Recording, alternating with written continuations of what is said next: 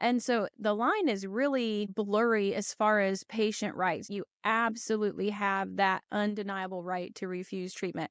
But as far as saying, like, okay, I want to get a CT or I want this kind of test, that's where it becomes more difficult because you could go out and get a CT, but your insurance might not cover it. And you don't have the right to force them to do that. There are certain quote hoops that you have to kind of jump through with your insurance company and with the doctors. Right. We definitely have a lot of barriers beyond the actual provider for access, and depending on what country you're in, you have different barriers.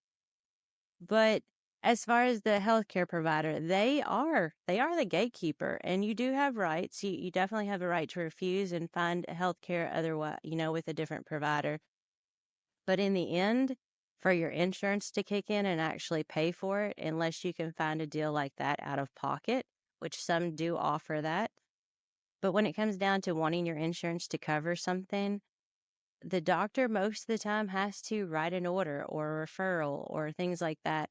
And if they are steadfast in that they're not going to do it, you have to question respectfully.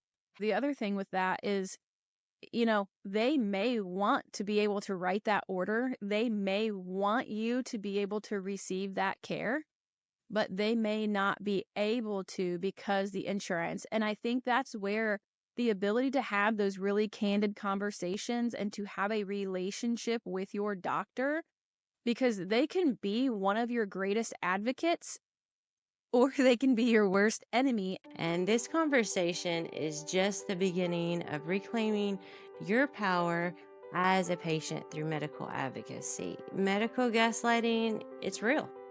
And while the system may be broken, you can still take control of your health care by advocating for yourself and your loved one. Knowing your rights and refusing to be dismissed are the starting point. If you've ever felt unheard or ignored by a doctor, know that you are not alone. Your health matters and you deserve to be taken seriously.